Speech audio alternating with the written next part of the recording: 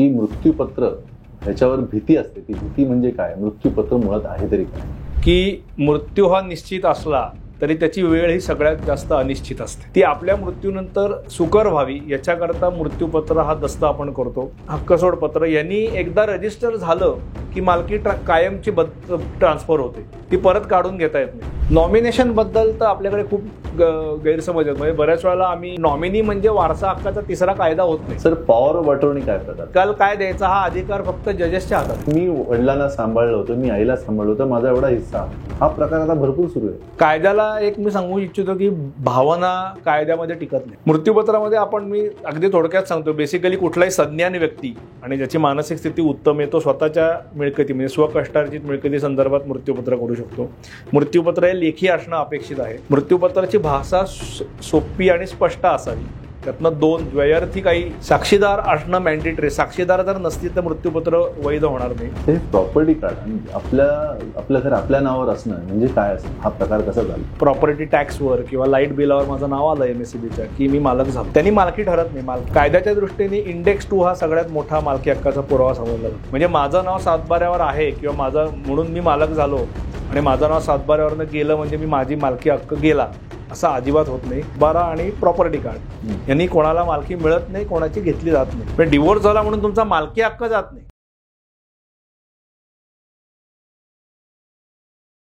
विठ्ठल विठ्ठल, जय हरी विठ्ठल. आजच्या सहकार कनेक्टमध्ये पुन्हा एकदा सर्वांचं मनपूर्वक स्वागत. सहकार कनेक्ट म्हणजे सहकाराला आणि समाजाला जोडणारा हा मंच. आजच्या एपिसोडमध्ये आपण काही विषय घेणार आहोत. आपले हक्क, आपल्या जबाबदाऱ्या. आपल्या ह्या जबाबदाऱ्या काय असतात त्यासाठी मी आपला सहकार मित्र म्हणजे मी पुंडलिक लोकरे आपल्या सर्वांचं पुन्हा एकदा मनपूर्वक स्वागत करतो. आज आपल्याला जाणून घेणार आहोत की नॉमिनी, वारस, मृत्यूपत्र या विषयात असलेल्या सतत आपल्यामध्ये असलेले समज, गैरसमज याच्यावर आपण चर्चा करणार आहोत. आणि चर्चा करण्यासाठी सुप्रसिद्ध असे वकील रोहित एरंडे सर आपल्या आजच्या ह्या भागामध्ये आलेत. ते आपल्याला पूर्ण मार्गदर्शन करतील. तुमचे प्रश्न तुमच्या मनामध्ये रेंगाळत असतील ते प्रश्न आज आपल्या ह्या एपिसोडमध्ये तुम्हाला बऱ्याचशा प्रश्नांची उत्तरे मिळतील. आता ह्या पुढच्या एपिसोडला आपण चालू करणार आहोत. रोहित सर नमस्कार. नमस्ते. रोहित सर, आज आमच्या या सहकार कनेक्टमध्ये तुम्ही आलात त्याबद्दल मी तुमचा खूप खूप आभारी आहे. सर, तुमच्याबद्दल मी ऐकून आहे, तुमची बरेचसे लेख मी वाचलेले आहेत मठामध्ये की नॉमिनी काय, मृत्यूपत्र काय आणि बरेचसे विषय आहेत की घर आहे आणि घराला घरपण नाही का, आणि मग काय होतं आणि त्यामध्ये काय गौरव असतात, अशा विषयावर आपण पूर्ण वेळा चर्चा करणार आहोत. पण सर, मला तुमच्याकडनं जाणून घ्यायला सर, तुम्ही रोहित एरंडे आहात आणि पण पुण्याचे आहात आणि याच्यामध्ये तुमचं हे बालपण, तुमचं आत्तापर्यंत आणि तुमचं आत्तापर्यंत थोडक्यात एक माहिती जर प्रेक्षकांना दिलीत तर बरं होईल. धन्यवाद तुम्हाला आधी की सहकार कनेक्टच्या माध्यमातून मला आज बोलवलं आणि माझे 4 विचार व्यक्त करण्याची संधी दिली. मी मूळचा पुण्याचाच आहे. Born and brought up in Pune असं आपण म्हणू शकतो. माझ्या शालेय शिक्षण नूतन मराठी विद्यालया प्रसिद्ध शाळेत झालं. नंतर 11वी 12वी MS कॉलेजमधनं केलं. BCom मी BMCC या प्रसिद्ध कॉलेजमधनं केलं. हे करत असतानाच मी राष्ट्रीय वॉटर पोलो खेळाडू म्हणून पण मी खेळत होतो. नंतर लॉ मी ILS लॉ कॉलेज हे भारतातल्या प्रसिद्ध कॉलेजमधनं केलेलं आहे आणि त्याच्यानंतर LLM मी पुणे युनिव्हर्सिटीतनं केलं आणि 2004 सालापासून मी वकिली व्यवसायात आहे. तुमचा हा मोठा अनुभव आहे सर. आज 20 वर्षाचा अनुभव आहे तुमच्या गाठीशी.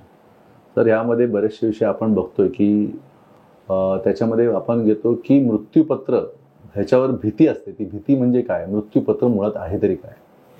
ते मृत्यूपत्राबद्दल आपल्याकडे खूप मोठे गैरसमज आहेत. म्हणजे कदाचित मराठीतल्या ह्या शब्दामुळे असेल मृत्यूपत्र. इंग्रजीत त्याला विल असं म्हणतात किंवा काही लोक त्याला इच्छापत्र असं म्हणतात. तर मृत्यू हा शब्द असल्यामुळे बऱ्याच वेळेला आमच्या लक्षात येतं की लोक म्हणतात अरे मी तर अजून व्यवस्थित आहे, मला काही झालेलं नाही, मी कशाला मृत्यूपत्र करू. पण मला इथे सांगावं असं वाटतं लोकांना की मृत्यू हा निश्चित असला तरी त्याची वेळ ही सगळ्यात जास्त अनिश्चित असते. हे कायम आपण लक्षात घ्यावं. आणि आपण कोविडमध्ये हे बघितलं की कितीतरी अशी आपण जीवन किती क्षणभंगूर आहे किंवा अनिश्चितता आपण अनुभवलेली आहे. त्यामुळे आपल्यानंतर आपल्या मिळकतीची ज्याला आम्ही कायदेशीर भाषेत विल्हेवाट लावणं किंवा नीट व्यवस्था लावणं असं म्हणतो, ती आपल्या मृत्यूनंतर सुकर व्हावी याच्याकरता मृत्यूपत्र हा दस्त आपण करतो. आणि इतर कुठल्याही खरेदी खत, बक्षीसपत्र, हक्कसोडपत्र या तुलनेत अत्यंत स्वस्त आणि करायला सोपा आणि किती वेळा बदलता येणारा असा हा एकमेव दस्त आहे. त्यामुळे माझं लोकांना मी माझ्या अनेक लेखांमधनं सांगितलेलं आहे की तुम्ही तुमच्या मिळकतीचं, स्वकष्टार्जित मिळकतीची तुमच्या मृत्यूपश्चात जी काय व्यवस्था लावायची आहे त्याच्याकरता जरूर मृत्यूपत्र करून ठेवा. सर, मृत्यूपत्राबद्दल असा आहे की संशय वाटतो की मृत्यूपत्राबद्दल केलं तर आपला जो मृत्यू येईल ह्या भीतीने लोक करत नाहीत का? हाच मी मगाशी म्हणलं तसं, मृत्यू हा शब्दाकडे बघू नका. मी जसं परत एकदा हे सांगतो की मृत्यू हा निश्चित आहे. मी आपल्या अध्यात्मात पण म्हणले की सगळ्यात शाश्वत गोष्ट कुठली तर मृत्यू आहे, पण त्याची वेळ सगळ्यात जास्त अनिश्चित आहे. कोणी सांगू शकत नाही कुठल्या क्षणाला आपला मृत्यू येईल. त्यामुळे आपल्या प्रॉपर्टीची नीट व्यवस्था लावण्यासाठी मृत्यूपत्र हे आपल्या हयातीत करायचं असतं. आणि मृत्यूपत्र करणारा बोलायला थांबला, मृत्यूपत्र करणारा बोलायचा थांबला की मृत्यूपत्र बोलायला लागतं. म्हणजे आपल्या मृत्यूनंतर मृत्यूपत्राचा इफेक्ट येतो. त्यामुळे तुम्ही किती वेळा मृत्यूपत्र बदलू शकता आणि सगळ्यात शेवटचं मृत्यूपत्र जे असेल ते ग्राह्य धरलं जातं. किती बदलू शकतात? किती वेळा? आता असं बऱ्याच वेळेला होतं की आपण काही गोष्टी लक्षात घेऊन एक मृत्यूपत्र करतो, किंवा अगदी जे आम्ही प्रॅक्टिसमध्ये अनुभवतो की आई वडील त्यांच्या मिळकतीतला काही हिस्सा एखाद्या मुलाला देतात, एखाद्या सुनेला देतात, आणि नंतर काही अशा घटना घडतात की काय वादविवाद होतात किंवा काही लोकांचे खरं रंग दिसायला लागतात. मग त्यावेळेला तुम्हाला हा चॉईस असतो की अरे आता आपण हे बदलू आणि मला ह्याला द्यायच्याऐवजी मी आता हे दुसऱ्याला देतो. हे मृत्यूपत्राने शक्य आहे. पण बक्षीसपत्र, खरेदी खत, हक्कसोडपत्र यांनी एकदा रजिस्टर झालं की मालकी कायमची ट्रान्सफर होते, ती परत काढून घेता येत नाही. वेरॅज मृत्यूपत्र हे तुमच्या मृत्यूनंतर इफेक्टमध्ये येत असल्यामुळे तुम्ही तुमच्या हयातीत किती वेळा मृत्यूपत्र बदलू शकता. आणि सगळ्यात शेवटचं मृत्यूपत्र जे असतं ते ग्राह्य धरलं जातं. अच्छा.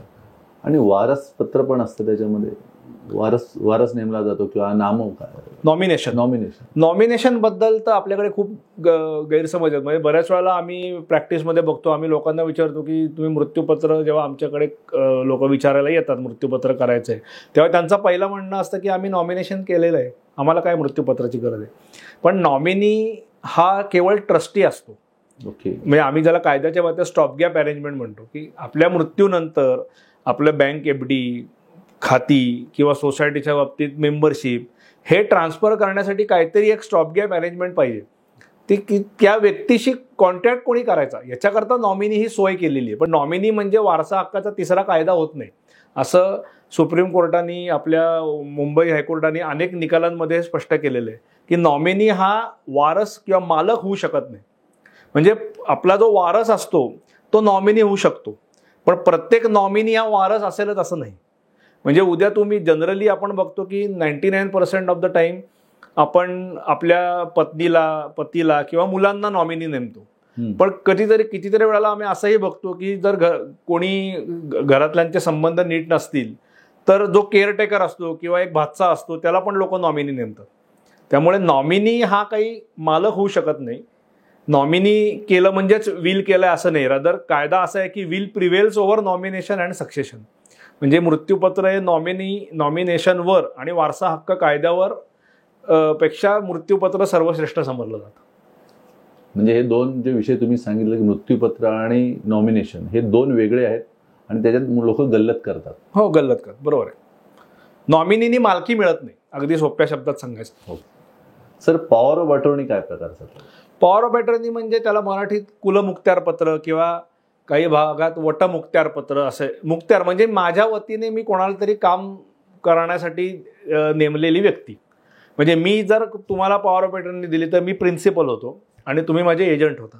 म्हणजे असं बरेच वेळेला होतं की काही कारणाने आपल्याला आता हल्ली जे आम्ही बघतोय की हल्ली घरटी एक मूल तरी अमेरिकेत असतं किंवा परदेशात असतं, आई वडील इथेच असतात, त्यांच्या प्रॉपर्ट्या पोरांच्या इथे असतात, त्यांची बँक खाती इथे असतात.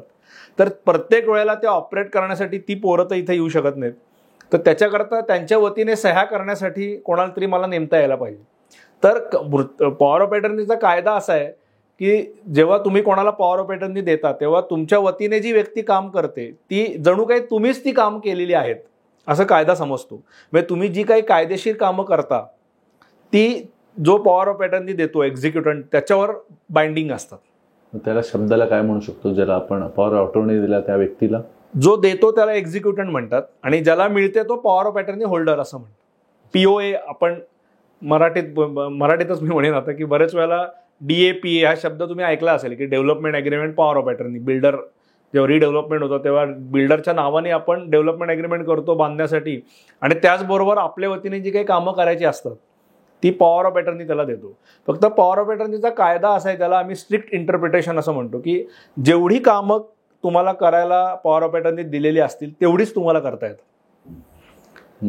नाहीतर मग एकाच ओळीची पॉवर ऑफ अटर्नी झाली असते की माझ्या वतीने जे करायचं ते तुम्ही करा, असं नाही चालत. कुठले सर असतात पॉवर? तुम्हाला स्पेसिफिक पॉवर ऑफ अटर्नी द्यायला लागते. आता बऱ्याच वेळेला असं होतं की ठराविक कारणाकरता, ज्याला आम्ही स्पेशल पॉवर ऑफ अटर्नी म्हणतो, की एखादी घटना एखादं खरेदी खत नोंदवण्यासाठीच मी फक्त पॉवर ऑफ अटर्नी तुम्हाला दिली आहे, त्यामुळे ती खरेदी खत नोंदवून झालं की ती पॉवर ऑफ अटर्नी संपुष्टात येईल.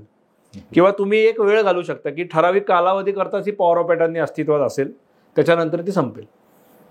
पण आता जेव्हा बिल्डरवर वगैरे आपण पॉवर ऑफ अटर्नी देतो, जेव्हा इंटरेस्ट क्रिएट होतो म्हणजे आपल्याला काही फायदा मिळतो पॉवर ऑफ अटर्नी नंतर, मग अशा वेळेला ती रद्द नाही करता येणार. पण अदरवाईज पॉवर ऑफ अटर्नी देणारा किंवा घेणारा यातला कोणीही जरी मयत झाला तर ती पॉवर ऑफ अटर्नी रद्द होते. तर आपला आजचा जो विषय आहे तो म्हणजे मृत्यूपत्र. मृत्यूपत्राचा आपण बोलतो, मृत्यूपत्राचा जो एखादा दुसरा चांगला आणि वाईट अनुभव जर असेल तर प्रेक्षकांना तोही ऐकायला आवडेल. मृत्यूपत्र करतात आणि कुठेतरी चुका होते जी लक्षात येत नाही, नंतर लक्षात आल्यानंतर जे एखाद दुसरी घटना जर असेल तर आम्हाला प्रेक्षकांना सांगायला आवडेल. ते मृत्यूपत्र बाबत तर खूपच आता एवढ्या 20-21 वर्षाच्या माझ्या प्रॅक्टिसमध्ये अनेक अनुभव आलेले. जेव्हा आम्ही कोर्टात भांडतो ते सुद्धा की बऱ्याच वेळेला मृत्यूपत्र चॅलेंज होतं, चॅलेंज करतो, त्याचे म्हणणं असतं की मृत्यूपत्र ज्यांनी केलंय त्याची मानसिक स्थितीत नीट नव्हती किंवा त्याचा डेथबेडवर असताना अंगठा घेतलाय, असे प्रकार झालेले आहेत. किंवा चुकीचं मृत्यूपत्र केलं, चुकीचं इन द सेन्स की क्लॉजेस चुकले. म्हणजे आम्ही कायम मृत्यूपत्रात लिहिताना असं सांगतो की तुम्ही कायम प्लॅन B रेडी ठेवा. म्हणजे काय, तर बऱ्याच वेळा आपण काय म्हणतो की माझ्या मृत्यूनंतर ही मिळकत माझ्या पत्नीला जाईल, तिथे बऱ्याच वेळा लोक थांबतात. पण समजा पत्नीच माझ्या आधी गेली तर मग ती कोणाला जाणार? मला मुलं असली तर ठीक आहे, मग कायदा म्हणतो की लिनियल डिसेंडंट आहेत माझ्या मुलांना, त्यांना ती मिळेल. पण मुलं नसतील तर कोणाला जाणार? मग वारसा हक्क लागतो. मग मृत्यूपत्र जर केलं नाही कोणी तर वारसा हक्क लागू होतो. म्हणजे आता हिंदू वारसा कायदा जो हिंदूंसाठी लागू आहे, इंडियन सक्सेशन ॲक्ट हा ख्रिश्चन लोकांसाठी लागू आहे, हे वारसा हक्क लागू होतात. त्यामुळे will prevails over nomination and succession, हे जे मी मगाशी म्हणलं की विल जर केला असेल, म्हणजे विलला आम्ही असं म्हणतो की will is made to give go by to the normal line of succession. म्हणजे मी जर विल केलं नाही तर माझ्या वारसांना क्लास 1 एअर जे आहेत त्यांना समान हिश्शाने मिळेल. पण मला जर असं वाटतं की माझा एक मुलगा माझ्याशी नीट वागत नाही आयुष्यभर किंवा मला ह्या छोट्या धाकट्या मुलांनी त्रासच दिलाय, तर मी माझी मिळकत, कारण मृत्यूपत्र हे आपलं होमपीच आहे, तुम्हाला काय द्यायचंय, कोणाला द्यायचंय, कोणाला नाही द्यायचंय, हे तुम्ही मृत्यूपत्रात जरूर नमूद करू शकता. आणि ते नमूद करून ठेवावं, कारण मृत्यूपत्र मी मगाशी म्हणलं तसं तुम्ही बोलायचं थांबला की बोलायला लागणार आहे. पण जेव्हा ते बोलायला लागेल तेव्हा तुम्ही तिथे नसणार आहात, तुमच्या हयातीनंतर मृत्यूपत्र इफेक्टमध्ये येईल. त्यामुळे तुम्ही एखादी गोष्ट अशी का लिहिली आहे त्याचं व्यवस्थित एक्सप्लेनेशन मृत्यूपत्रात लिहून ठेवणं गरजेचं आहे. तुम्ही तुमच्या स्वकष्टार्जित जी काही मिळकत आहे किंवा वडिलोपार्जित मिळकतीमध्ये तुम्हाला जो अविभक्त हिस्सा आलेला आहे तो तुम्ही मृत्यूपत्राने कोणालाही देऊ शकता. आणि मृत्यूपत्राने मिळालेली मिळकत ही स्वकष्टार्जित समजली जाते. सर, याच्यामध्ये समजा 3 भाऊ बहीण भवन म्हणणे, दोघे तिघे जण, त्यात 2 बहिणी आहेत आणि 1 भाऊ आहे. आता ह्याच्यामध्ये असणार आहे त्यात बहिणीचा हक्क कसा असतो? आता एकतर स्वकष्टार्जित मिळकत असेल आणि जर मृत्यूपत्र केलं नसेल वडिलांनी तर त्यांची मुलं, म्हणजे मुलांमध्ये मुली पण येतात आणि बायको, आणि हिंदू पुरुषाची आई ही क्लास 1 एअरमध्ये येते. म्हणजे हे काय बऱ्याच वेळा लोकांच्या लक्षात येत नाही की लोकांना वाटतं माझी फॅमिली म्हणजे माझी बायको आणि माझी मुलं. पण हिंदू वारसा कायद्याच्या सेक्शन 8 प्रमाणे जर मी मृत्यूपत्र न करता गेलो तर माझ्या क्लास 1 एअरमध्ये माझी बायको, माझी मुलं, माझी समजा मुलं आधी गेली असतील तर त्यांची मुलं म्हणजे माझी नातवंड आणि माझी आई, एवढ्यांचा समावेश होतो. त्यावेळेस जर मृत्यूपत्र केलं नाही तर आत्ता तुम्ही जी केस सांगितली उदाहरणार्थ, त्याच्यामध्ये माझी मुलं आणि माझी बायको यांना समान हिस्सा मिळेल. आता वडिलोपार्जित मिळकतीमध्ये सुद्धा सुप्रीम कोर्टने 2019 मध्ये जे निर्णय दिलेला आहे त्याप्रमाणे आता तुमचा जन्म कधी झालेला असू देत, तुमचे वडील कधी गेलेले असू देत, मुलींना आता मुलांइतकाच वडिलोपार्जित मिळकतीत समान हिस्सा मिळतो. त्याला अपवाद त्यांनी दिलेले आहेत की बहुतेक तारीख माझी कमी जास्त होईल पण 31 डिसेंबर 4 याच्या आधी जर रजिस्टर्ड वाटपाने किंवा रजिस्टर्ड ॲग्रीमेंटनी म्हणजे खरेदी खत, हक्कसोडपत्र, बक्षीसपत्र यांनी जर मिळकत ऑलरेडी ट्रान्सफर झाली असेल तर मग त्या मिळकतींमध्ये बहिणींना हक्क मिळत नाही. बाकी तुमचं तोंडी वाटप झालं असलं तरी उपयोग नाही, तुम्ही तलाठ्याकडे जाऊन केलं असलं तरी उपयोग नाही. मुलींना समान हिस्सा हा, कारण ही अमेंडमेंट आली 2005 मध्ये. त्याच्यानंतर अनेक उलटे सुलटे निकाल उच्च न्यायालयाचे, माननीय सर्वोच्च न्यायालयाचे आले आणि शेवटी 2020 का 21 साली जस्टिस अरुण मिश्रांच्या यांनी एक फायनल 3 जजेस बेंचचं जजमेंट आलं. त्यात त्यांनी हे क्लिअर केलं की मुलींना वडिलोपार्जित मिळकतीमध्ये समान हिस्सा आहे. समजा 3 मुलं असतील तर आई आली आणि 3 मुलं आली तर ह्याचा विभागणी कशी होणार? आता यात टेक्निकली कागदोपत्री आपण एक प्रत्येकाचे, तुम्ही म्हणलात 3 मुलं आणि आई म्हणजे प्रत्येकाचा 1/4 1/4 हिस्सा झाला. पण बऱ्याच वेळेला असं लक्षात येतं की आता हा फ्लॅट असेल आपला तर हा काय ब्रेड नाहीये की आपण 4 तुकडे केले आणि एक एक जण त्याचा उपभोग घेऊ शकतो ना. मग त्यावेळेला प्रॅक्टिकली आम्हाला काय बघायला लागतं की आयदर लोकांनी आपसामध्ये ठरवावं, एकमेकांचं हक्क सोडपत्र करावं, कोणाला तरी एकाला मालकी द्यावी, किंवा एकमेकांनी एकमेकांचे हिस्से विकत घ्यावेत, किंवा सगळ्यांनी मिळून तिसऱ्या व्यक्तीला ती जागा विकावी आणि पैसे वाटून घ्यावेत. शेतजमीन वगैरे जेव्हा असते, जेव्हा मोठी एरिया असते ज्याचे विभागणी शक्य होते, विभागणी करून ती मिळकत उपभोगता येते, त्यावेळेला मग हा शेवटी तुम्ही एक लक्षात घ्या की तुम्ही कोर्टात जा किंवा जाऊ नका, परस्पर सामंजस्य याला काही पर्याय नाही. हे मी नक्की सांगू शकतो लोकांना की विवेके क्रिया आपुली पालटावी. रामदास स्वामींनी ते सांगितले की कुठलीही गोष्ट करताना विवेक वापरा, विवेक बुद्धी वापरा. कारण कोर्टात जेव्हा आपण भांडतो, आम्ही रोजच कोर्टात जातो, म्हणून आम्ही क्लायंटला सांगतो की म्हणून तुम्ही यायला पाहिजे असं नाही, तुम्ही बऱ्याचशा गोष्टी सामंजस्याने सुटू शकतात. कारण कोर्टात जी काय मानसिक शांतता आपली जाते भांडून, या हॉस्पिटलमध्ये कसं असतं आपल्याला माहिती आहे की पेशंट समोर आहे, आपल्याला ते दुःख होतं की माणूस, पण कोर्टामध्ये आपल्याला मानसिक त्रास सुद्धा होतो. त्यामुळे जे भांडणं परस्पर सामंजस्याने मिटू शकतात. आता म्हणून मेडिएशन सुप्रीम कोर्टाने सुद्धा आता सुरू केलं. आता मध्ये बातम्या येतात की वैकल्पिक वाद निवारण केंद्र प्रत्येक कोर्टात आता हे कंपल्सरी केले की आधी भांडणाच्या आधी तुम्ही बोलून बघा. बऱ्याच वेळेला भांडणात आम्ही असं बघतो की हमसे आया ना गया तुमसे बोलाया ना गया सारखं इगोची भांडणं असतात. आणि इगो एकदा आला की इगोमध्ये जो मागे हटतो तो खरं तर जिंकतो. पण आपल्याला रोज आपण बघतो की इगो इतके टोकदार होतात की लोक भांडत राहतात. म्हणजे एका प्रॉपर्टीसाठी एवढा इगो मोठा होतो. हो, म्हणजे मला एक केस आठवते की आमचे जुने पक्षकार होते, तो एकाच बंगल्यात वर खाली राहायचे, सख्खे भाऊ, उच्च विद्याविभूषित. पण त्या बंगल्यावर आई वडील गेल्यानंतर बंगल्याचा हक्क कशासाठी याच्यावर भांड मांडले. आम्ही तेव्हा दोघांनाही सांगितलं होतं की भांडू नका, कॉम्प्रोमाइज करा. पण ते तेव्हा दोघांकडे जोश होता, पैसे होते, आईला कोणी सांभाळायचं याच्यावरनं दोन्ही सुनांमध्ये भांडणं. अखेर एका भावाला कॅन्सर झाला, तो गेला.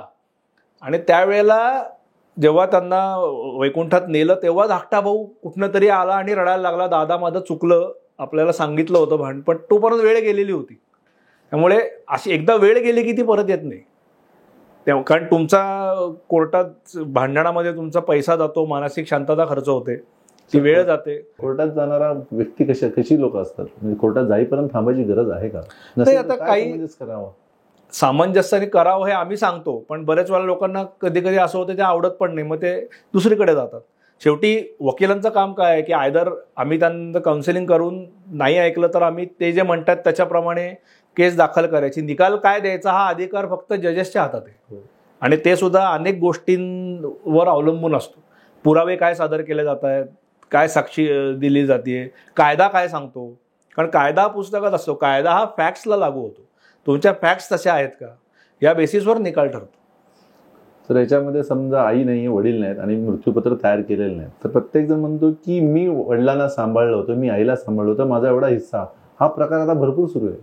नाही, आता याच्यात मॉरली किंवा आपण इमोशन्स खूप असतात लोकांना. आम्ही जेव्हा बघतो भांडणं, कायद्याला एक मी सांगू इच्छितो की भावना कायद्यामध्ये टिकत नाहीत. इमोशनल तुम्ही अगदी रडलात भेकलात तरी कोर्ट त्याच्यावर निकाल देणार नाही. तुमचा हक्क काय आहे याच्यावर तुम्हाला निकाल मिळेल.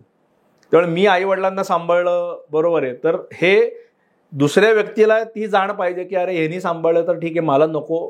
तुमच्यात तेवढं दातृत्व पाहिजे किंवा तुमची वृत्ती तशी पाहिजे. पण सगळे असे ऐकतात असं नाही, कारण हे प्रत्येक फॅक्ट्स, प्रत्येक केस ही वेगळी असते, प्रत्येक केसच्या फॅक्ट्स वेगळ्या असतात, प्रत्येक व्यक्ती ही वेगळ्या परिस्थितीतनं वर आलेली असते. त्यामुळे ती व्यक्ती त्यावेळेला अशी का वागतीये हे समजणं खूप अवघड असतं. आणि त्याच्यावर कोर्टात जायचं का, तडजोड करायची का पूर्वी म्हणायचे शेंडी तुटो अथवा पार, मी भांडणारच, मला मिळालं नाही तरी चालेल पण तुलाही मिळून देणार नाही, अशी पण काही लोकांची वृत्ती असते. हे काय, अशी वृत्ती तुम्हाला जगभर सापडेल. त्यामुळे आता आपलं वय 35 वर्ष आणि 10 वर्ष केस झाले तर आपलं वय होणार 45-50 आणि त्यावेळेला आपली मुलं मोठी झालेली असतात. अशा परिस्थितीत काय भावना असतील किंवा काय विचारधारा सुरू असते? आम्ही आले लोकांना तेच सांगतो की तुम्ही कोणासाठी भांडताय हे विचार करा. की बरेच वेळेला आता 60-65 वर्षाची भाऊ भांडतात की माझ्या पोरांनाही मिळावं, पण हल्ली बऱ्याच वेळा पोरं इथे राहतच नाहीत, त्यांना इंटरेस्ट नसतो. त्यांना विचारतो आम्ही तुमच्या मुलांना इंटरेस्ट आहे का यात, ते नाही म्हणतात आम्ही यात पडणार नाही, आम्ही बाहेर जाऊ. तरी मग शेवटी ते कुठेतरी कळतंय पण वळत नसतं. त्याला आम्ही म्हणतो वेळ यायला लागते. कधी बऱ्याच वेळेला असं होतंय की लोक सोडून देतात की नको कशाला भांडायचं, आपण उपभोग घेऊ आणि आहेत जो उर्वरित आयुष्य शांततेत जगू. हे जर तुम्हाला कळलं तर खूप कमी वेळा लोक कोर्टात जातील. पण याचा अर्थ असा नाही की कोर्टात जाऊच नाही. बऱ्याच वेळेला असं होतं की तुम्हाला समोरचा माणूस ताकदवान असेल तर तुम्हाला तो मऊ लागलं म्हणून कोपऱ्याने खाण्याचा प्रयत्न करतो, त्याने ऐकलं नाही तर मग तुम्हाला कोर्टाशिवाय पर्यायच नाही. तेव्हा ठीक आहे, सामंजस्याने होत असेल तर थोडंसं, समजा माझा एवढं छोटंसं जात असेल आणि तो मागत असेल देऊन टाकलेलं पण कधी कधी. आता हे कळलं पाहिजे ना की आपल्याला हे प्रत्येकाने ठरवलं पाहिजे, कळलं पाहिजे म्हणण्यापेक्षा की आपलं सुख कशात आहे, किंवा 2 पावले मग मी मागे आलो म्हणजे मी छोटा होतो का, तर इगो मोठा होतो असं करणं. इगो सगळ्या भांडणांचं मूळ. मग तुम्ही घरात असा, सोसायटीत असा, म्हणजे सोसायटी अपार्टमेंट किंवा कुठेही असं, मेन मूळ हे इगोच असतं. आणि इगो मोठा होतो आणि माणसं छोटी होतात आणि त्यामुळे पुढे काय होताना खूपच अवघड जातं. अजून 1-2 किस्से सर, तुम्ही केस लढताय सर, आता किती वर्ष, सगळ्यात मोठी 20 वर्ष टिकली असेल एखादी केस असेल का? हो आहे की, बऱ्याच केसेस आहेत. म्हणजे ह्याच्यातनं फक्त तेच, म्हणजे वाटप करताना चुकलं एक, तुम्ही मृत्यूपत्र न केल्यामुळे किती गोष्टींना त्याचा हे मिळतो, म्हणजे लाईन मिळते आणि तो सुटत मृत्यू. मी याचे 2 गोष्टी सांगेन की मृत्यूपत्र करणं याचा अर्थ मृत्यूपत्र नीट करणं असं पण अभिप्रेत आहे. बऱ्याच वेळेला लोक हल्ली कुठेतरी कॉपी गुगलवरनं घेतात, दुसऱ्याचं मृत्यूपत्र कॉपी करतात. असं होऊ शकत नाही. आपल्या करोडो रुपयाच्या प्रॉपर्टीची, म्हणजे मुव्हेबल इमूव्हेबल स्थावर जंगम मिळकत, याची जर तुम्हाला नीट तुमच्या मृत्यूपश्चात व्यवस्था लावायची असेल तर तुम्ही तज्ज्ञ व्यक्तीचा सल्ला घेण्याला पर्याय नाही. मृत्यूपत्र काय काय हायलाइटेड पॉईंट असतं मृत्यूपत्रामध्ये? मी अगदी थोडक्यात सांगतो. बेसिकली कुठलाही सज्ञान व्यक्ती आणि ज्याची मानसिक स्थिती उत्तम आहे तो स्वतःच्या मिळकती, म्हणजे स्वकष्टार्जित मिळकती संदर्भात मृत्यूपत्र करू शकतो. मृत्यूपत्र हे लेखी असणं अपेक्षित आहे. आता पूर्वी हाताने लिहिलं जायचं, पण आता टायपिंग, म्हणजे इट इज प्रिझ्युम की आपण आता टाईप करूनच घेऊ. मृत्यूपत्राची भाषा सोपी आणि स्पष्ट असावी. त्यातनं द्वयार्थी काही निघेल असं काही लिहू नये.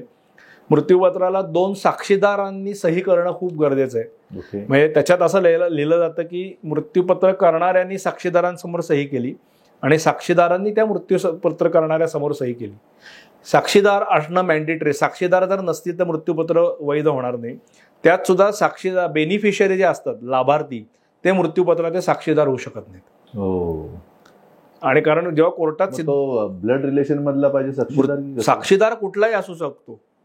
जनरली आपण बघाल तर आपल्या माहितीचा किंवा विश्वासू व्यक्तीला आपण साक्षीदार नेऊ. आणि शक्यतो ब्लड रिलेशन मधला असत नाही, शक्यतो असं मी म्हणतो प्रॅक्टिकली. कारण आपण आपल्या मुलामुलींना किंवा वैवाहिक जोडीदारालाच आपण मृत्यूपत्राने देतो, त्यामुळे ते साक्षीदार असत नाहीत.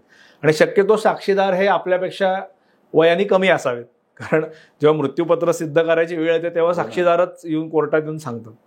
आणि दुसरी महत्त्वाची गोष्ट की त्याला मेडिकल सर्टिफिकेट आता अगदी तांत्रिकदृष्ट्या बघायला गेलं टेक्निकली तर कायद्यामध्ये मेडिकल सर्टिफिकेट असलंच पाहिजे असं नाहीये, पण मेडिकल सर्टिफिकेट असणं कधीही उत्तम. कारण बऱ्याच वेळेला विल चॅलेंज व्हायचं मेन कारण असतं की सस्पिशियस सर्कमस्टन्सेस, म्हणजे जो मृत्यूपत्र करतो त्याची मानसिक स्थिती किंवा शारीरिक स्थिती त्याला समजतच नव्हतं तो काय करतोय, करून घेतलं. याच्याकरता डॉक्टरचं सर्टिफिकेट की बाबा ही व्यक्ती आजच्या घडीला मी तपासलं तेव्हा उत्तम शारीरिक आणि मानसिक स्थितीत आहे असं सर्टिफिकेट डॉक्टर देतात, आणि ते असल्याशिवाय हल्ली मृत्यूपत्र रजिस्टर पण करत नाही. आणि मृत्यूपत्र रजिस्टर करणं कधीही चांगलं, जरी कायद्याने ते मॅन्डेटरी नसलं तरी प्रॅक्टिकल पर्पजेस करता मृत्यूपत्र हे रजिस्टर असावं, कारण त्याला कुठली स्टॅम्प ड्युटी लागत नाही. तरी समजा माझ्याकडे 1.5 करोडचा फ्लॅट आहे, तर खर्च अंदाज काय होऊ शकतो सर? आता वकिलाची फी काय असेल हे प्रत्येक वकिलाप्रमाणे बदलतं.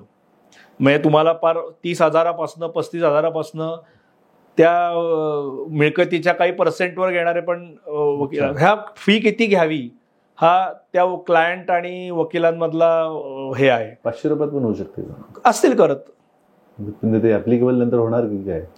कसं आहे, तुम्ही विल नीट करणं महत्वाचं आहे. फी किती देता याच्यापेक्षा तुम्ही जो तज्ज्ञ व्यक्ती आहे तो त्याला त्या क्षेत्रातलं किती ज्ञान आहे आणि तो किती नीट करतो हे महत्वाचं आहे. नाहीतर बऱ्याच वेळेला लोकांचं नॅचरल आहे, म्हणजे हा मानवी स्वभाव आहे की आपल्याला कुठल्याही दुसऱ्या प्रोफेशनमध्ये आपल्याला कमीच पैशात हवं असतं.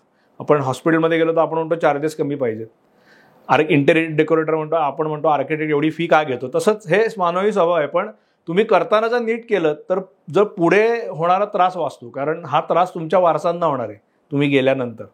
त्यामुळे चुकीचं जर मृत्यूपत्र केलं तर ते करण्यापेक्षा न केलेलं बरं अशी परिस्थिती पण खूप वेळेला येते, आणि मग कोर्टात जो काय वेळ पैसा लागेल तो लागेल. म्हणून नीट करून घ्यावं. म्हणजे नंतर ऑब्जेक्शन येण्यापेक्षा पहिले ऑब्जेक्शन, म्हणजे ऑब्जेक्शन किंवा काही चुकीची भाषा वापरली, इंटरप्रिटेशन नीट झालं नाही किंवा अर्थच कळला नाही ह्या माणसाला काय म्हणायचंय, तर मग ते कोर्टाच्या डिस्क्रिप्शनवर जातं की ह्याचा अर्थ काय लावायचा. म्हणून एक अंडरलाईन सांगाल अशी एक टाकली त्याच्या क्लॉजमध्ये आणि ती ऍप्लिकेबल होऊ शकत नाही. काय म्हणजे एखादा पॉईंट टाकलाय त्याच्यामध्ये जो ऍप्लिकेबलच नाही. आता मृत्यूपत्रामध्ये तुम्ही कायदेशीरच गोष्टी लिहू शकता. म्हणजे तुम्ही त्यात असं लिहिलं की माझ्या नातवानी अमुक अमुक धर्माच्या व्यक्तीशी लग्न केलं तर मी त्याला हे काही देणार नाही, असं तुम्ही ओनरस असं नाही, अशा इलिगल टर्म्स नाही टाकू शकत. किंवा आता इंडियन सक्सेशन ऍक्टमध्ये अशी उदाहरणं दिलेली आहेत की म्हणजे गमतीशीर त्यावेळेचा, कारण 1920 का 25 सालचा तो कायदा आहे की अमुक अमुक व्यक्ती इतक्या सेकंदातच त्यांनी अंतर पार केलं तरच मी त्याला मिळेल, असं. म्हणजे अशा गोष्टी किंवा अशा अटी ज्या करणंच अशक्य आहे किंवा बेकायदेशीर आहे, अशा तुम्ही अटी नाही मृत्यूपत्रात घालू शकत. आता ह्या वयामध्ये मोस्टली किती वयाची व्यक्ती याच्यामध्ये मृत्यूपत्र तयार होतो आणि आताचा ट्रेंड काय सांगतो? आता कायद्याने बघितलं तर तुम्ही संज्ञान झालात, म्हणजे 18 वर्ष पूर्ण झालं की तुम्ही मृत्यूपत्र करू शकता. पण आम्ही आता बघतोय की कोविड नंतर थोडं लोकांच्या मनात मृत्यूपत्राबद्दल समज किंवा जागृती निर्माण झालेली आहे. कारण आपण बघितलं असेल की कोविडमध्ये आपल्या प्रत्यक्ष किंवा अप्रत्यक्ष घरटी एक व्यक्ती गेलेली आहे दुर्दैवाने. आणि आम्ही असंही बघितलं की कोविडमध्ये कितीतरी वेळेला की एकतर ह्या बाबतीत मला परत एक सांगायला लागतं की खूप वेळेला असं लक्षात येतं की घरच्या महिलांना माहीतच नसतं आपल्या नवऱ्याची प्रॉपर्टी काय आहे, कुठे आहे. आणि कोविडमध्ये असे प्रसंग आले की अकाउंटमध्ये लाखो रुपये आहेत, पण अकाउंट फक्त नवऱ्याच्या नावावर होतं, नवरा गेला, पैसे असून मला काढता येत नाहीत, कारण बँक म्हणते तुम्ही खातेदार गेलेला आहे आणि नॉमिनीला ते काय पैसे देत नाहीत. मग सक्सेशन सर्टिफिकेट, वारसा हक्क प्रमाणपत्र घ्यायचं, त्याला कोर्ट फी होती, त्याला कोर्टाचा वेळ जातो. म्हणजे पैसे आहेत पण लोकांना उधार उसनवारी करून जगावं लागलं होतं. त्यामुळे मी लोकांना बऱ्याच वेळेला विल करताना असंही सांगतो की आपले जे वैवाहिक जोडीदार आहेत त्यांच्याबरोबर आपलं आयदर आर सर्व्हायव्हर असं खातं बँकेत जरूर काढा. म्हणजे दोघांपैकी कोणीही एक ऑपरेट करू शकतो. अर्थात ह्याला परस्पर विश्वास खूप महत्वाचा आहे, विश्वास महत्वाचा. पण यांनी खूप प्रश्न सुटतात. किंवा एखादा माणूस बेडरिडन झाला, ऍक्सिडेंट झाला, कोमात गेला, तो एकटाच जर वापरणारा असेल खातं, तर तुम्हाला कसं पैसे काढणार तुम्ही? म्हणजे तुम्ही त्याचं ATM कार्ड वापरून काढलं किंवा ऑनलाईन बँकिंग केले पासवर्ड वापरून, ह्याच्यात परत टेक्निकल अडचणी येतात की तुम्ही ऑथॉराईज होता का नाही. सो शक्य असेल तर आयदर आर सर्व्हायव्हर करून घ्यावं, हा सगळ्यात सोपा मार्ग आहे. सर, प्रेक्षकांना आपण सांगतोच आहे की हे मृत्यूपत्र किती महत्वाचं आहे, याच्यावर आपण बोलतोय. तर 1-2 अजून किस्से सांगाल तर मी दुसऱ्या विषयावर जाणारच आहे. तर 1-2 विषय वाईट आलेला अनुभव आणि चांगल्यात चांगला अनुभव जो शेअर झाला आणि त्याने मोठं मन करून केलं आणि एखाद्या मन मोठंच नव्हतं तर तो इतपर 20 वर्ष 25 वर्ष फक्त वेळ घालवली आणि रिलेशन तुटले. नाही, असं खूप वेळा झालंय की हल्ली आमच्याकडे केस होती. आजोबा होते 90 वर्षाचे. त्यांची एक मुलगी इथे आणि उरलेली 3 मुलं अमेरिकेत होते. आणि एक दिवस आजोबा आले आणि म्हणले, अहो माझ्या मुलीचं नाव प्रॉपर्टीच्या टॅक्सच्या पावतीवर आलंय. म्हटलं बघू. तर ते म्हणलं, तुमचं नाव जाऊन इथं कसं आलं, तुम्ही काय लिहून गेलेत का तिला? ते म्हणले नाही, ती मी 1-2 वर्षापूर्वी पॉवर ऑफ अटर्नी करायला म्हणून गेलो होतो, ती केली. म्हणलं घेऊन या. मग आम्ही सर्च केल्यावर लक्षात आलं की त्या मुलींनी पॉवर ऑफ अटर्नीच्या नावाखाली बक्षीसपत्र करून घेतलं होतं वडिलांचंच. आणि एकदा बक्षीसपत्र झालं की ते रद्द होत नाही 99% ऑफ द टाइम्स. आणि आजोबांना हा मानसिक धक्का इतका होता की आपली मुलगी आपल्याशी अशी कशी वागू शकते. पण आणि मग त्यावेळेला गंमत अशी की जे बाहेरची मुलं होती ते म्हणले नाही, आम्ही काही येणार नाही इथे. म्हणजे आजोबा 90 वर्षाचे एकटे राहायचे, त्यांची बायको गेलेली. अशी वेळ आली की त्यांना शेवटी वृद्धाश्रमात ठेवायला लागलं. इथलं तर घर गेलं आणि अमेरिकेतली मुलं फक्त सांगत होते की हे असं करायला पाहिजे, तसं करायला पाहिजे. मग म्हटलं तुम्ही इथे या, ते वाट बघतं. ते म्हणलं नाही, आम्ही येऊ शकत नाही, आमच्या प्रोफेशनमुळे आम्हाला भारतात येणं काही शक्य नाही. म्हणलं कोणीतरी कोर्टात जायला पाहिजे. आजोबा जाऊ शकतात पण या वयात त्यांनी जावं का? हो. मग शेवटी त्यांना शेवटी दुर्दैवाने ते त्या ह्याच्यात त्यांचं निधन झालं. अमेरिकेतली पोरं काही इथे आली नाहीत आणि इथे जी मुलगी होती तिच्या नावावर बक्षीसपत्र झालं होतं, त्यामुळे तिने फ्लॅटचा ताबा घेतला. ही घटना. आणि ह्या सगळ्या गोष्टी जरी माहिती असल्या तरी या कोर्टात सिद्ध व्हायला लागतात ना. कशी सही आता कशी सही केली, त्यांना काय केलं, हे सगळ्या गोष्टी मग याचे चिरफाड कोर्टात होते. मग या वयात आजोबा आणि मुलगी म्हणजे वडील आणि मुलगी एकमेकांसमोर उभ्या ठाकणार, याचाच भयंकर मानसिक त्रास आजोबांना झाला. म्हणजे तो कोर्टामध्ये मुलगी आणि वडील उभे राहतात तेव्हा लोकांच्या नजरा कशा असतील? त्या कायद्याच्या दृष्टीने किंवा आमच्या दृष्टीने ते भावनात्मक होऊन चालत नाही. ते शेवटी 2 लिटिगंट्स आहेत. पण जेव्हा कळतं तेव्हा आपण शेवटी माणसंच होत, आपल्यालाही भावना असतात, आपल्याला मनात कुठेतरी येतच ना की अरे काय चाललंय. तर ते प्रत्येक अशा म्हणजे आपण बऱ्याच वेळेला असं वाटतं आपल्या लोकांचे प्रॉब्लेम बघितल्यावर की देवाची दया की आपण सुखात आहोत. इतके लोकांना अडचणी असतात आयुष्यात. आता समजा माझ्याकडे एक 15 करोडची 20 करोडची प्रॉपर्टी आहे आणि एक समान अधिकाऱ्यात त्यांनी एखादे कमी सोडलं, एखादी जास्त सोडलं आणि तरी पण त्यांनी मनाने मोठ्यापणा केला. असा पण केस असेल की तुमचा एखादा क्लायंट असेल की हां ते चांगल्या मनाने मोठे झाले. हो, असं पण होतं की म्हणजे एका आमच्या पक्षकारांनी त्याच्या 2 मुलं होती. एक तुलनेने गरीब होता आणि एक श्रीमंत होता. पण त्या वडिलांना त्या मुलाचं फार प्रेम होतं की तो हुशार आहे, तो ह्या हुद्द्यावर होता, त्या हुद्द्यावर होता, त्यामुळे त्यांनी त्याला सगळं दिलं. पण दुसऱ्या मुलाला दिलं नाही, कारण त्यांनी त्यांच्या मनाविरुद्ध लग्न केलं होतं. पण जेव्हा वडील गेले, जेव्हा ते मिळालं प्रॉपर्टी त्या दुसऱ्या मुलाला मिळाली, त्यांनी स्वतःहून सांगितलं, मी देवाच्या कृपेने माझ्याकडे सगळं आहे, माझी इच्छा आहे, मला तुला हे द्यायचंय. खूप मोठं म्हणाल. हां, असं असतं ना. म्हणजे सगळीकडे काय वाईट प्रवृत्ती असं नाही, अशाही घटना घडतच असतात. मग त्यांनी ते गिफ्ट डीड आम्ही त्यांना करून दिलं, तर त्याला ती जाण होती. तर बऱ्यापैकी आपण चाललो त्याच्यामध्ये. सर, हेअरशिप हा काय प्रकार आहे? आपण इथपर्यंत आलो. हेअरशिप म्हणजे मराठीत त्याला वारसा हक्क प्रमाणपत्र म्हणतात. तर पण इंग्लिशमध्ये हे 2 प्रकार आहेत, हेअरशिप सर्टिफिकेट आणि सक्सेशन सर्टिफिकेट. हेअरशिप सर्टिफिकेट हे इमूवेबल प्रॉपर्टी करता असतं, स्थावर मिळकती. ते बॉम्बे रेग्युलेशन ॲक्ट 1882 या ॲक्ट खाली हे आहे. आणि सक्सेशन हे इंडियन सक्सेशन ॲक्ट खाली आहे. हे मुवेबल प्रॉपर्टी करतं. याच्यामध्ये फक्त तुम्ही वारस कोण आहे मृत व्यक्तीचे एवढं ठरवलं जातं. याच्यात मालकी हक्क मिळत नाही. कोर्टात जाऊन तुम्हाला सांगायला लागतं की बाबा ही अमुक एक व्यक्ती मयत झाली आहे, त्याच्या आम्ही क्लास 1 हेअर आहोत किंवा वारस आहोत. क्लास 1 नसलं तर क्लास 2 पण येऊ शकतात.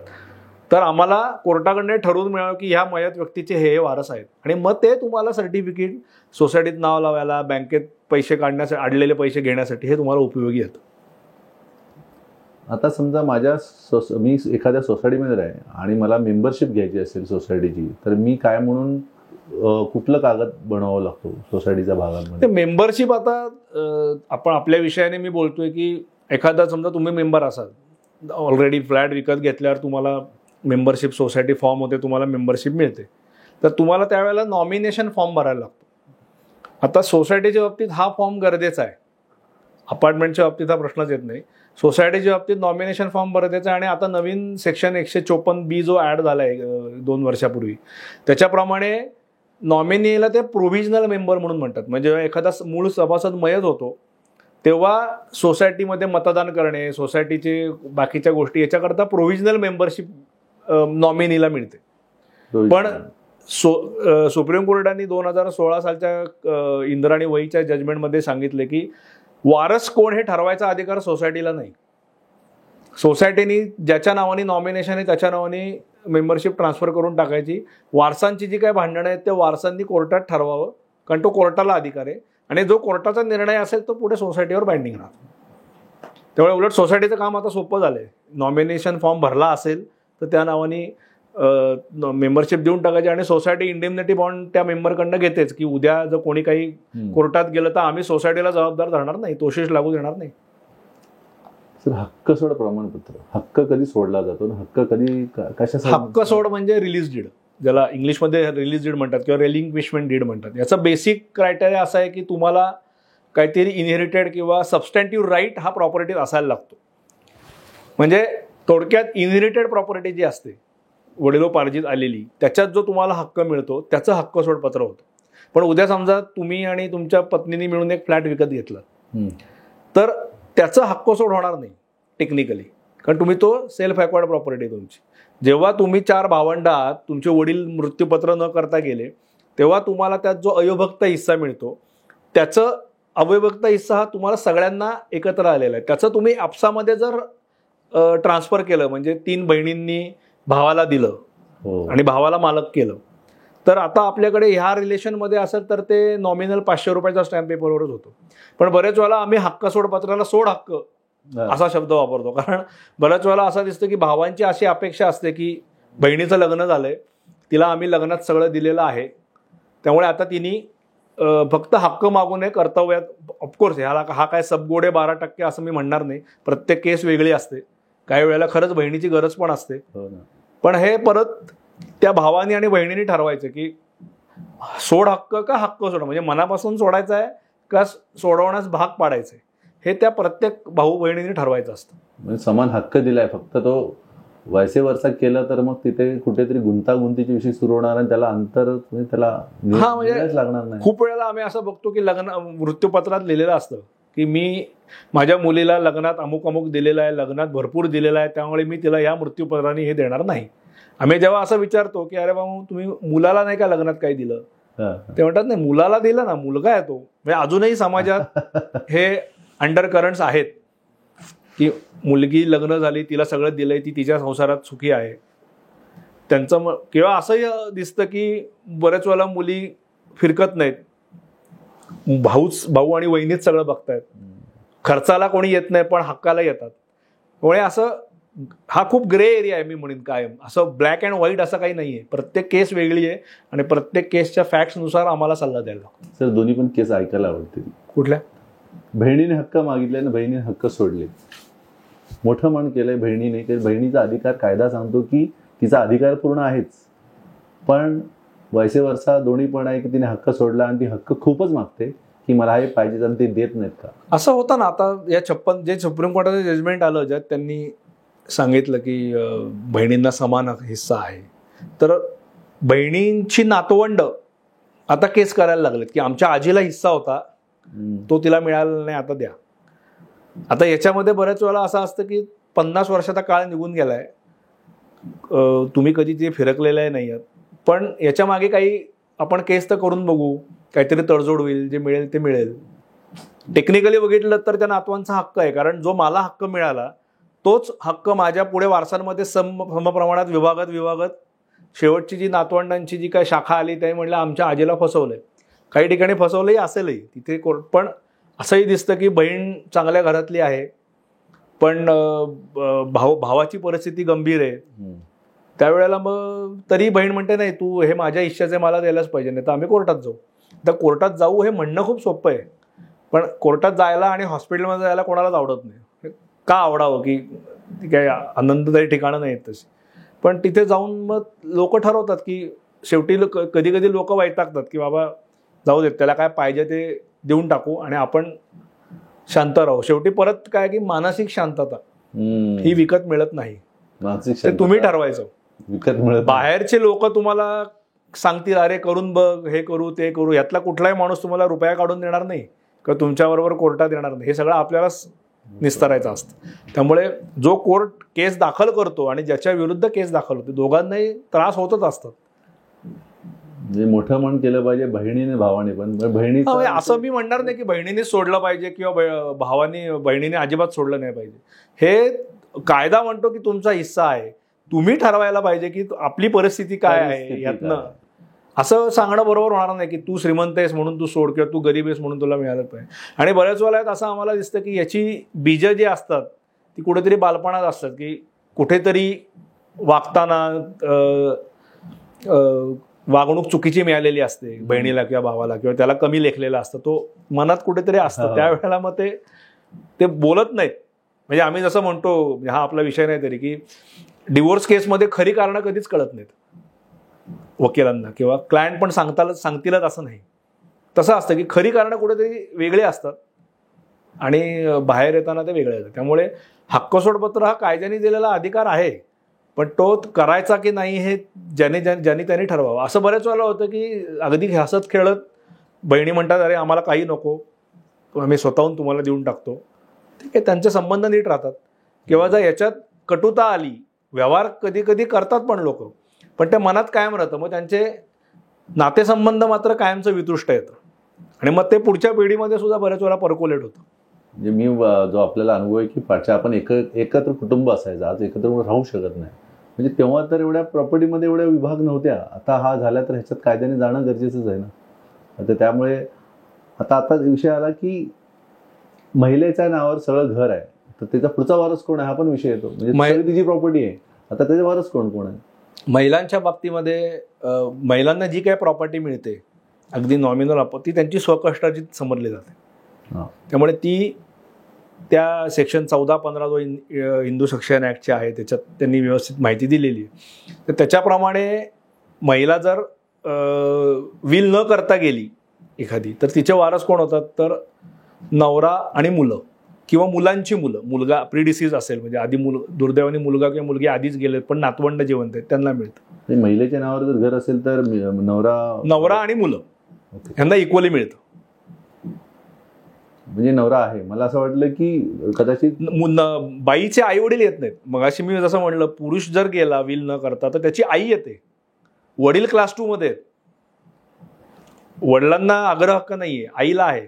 पण बायकांच्या बाबतीत त्यांचे आई वडील नंतर येतात.